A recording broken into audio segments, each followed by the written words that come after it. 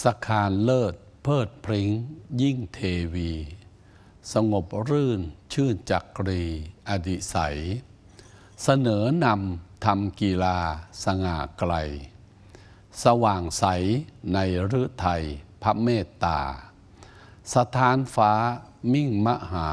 บารมีสดุดีสี่รอบชนมะพันษาสกลการขานถ้อยร้อยวันทาสถิตล่า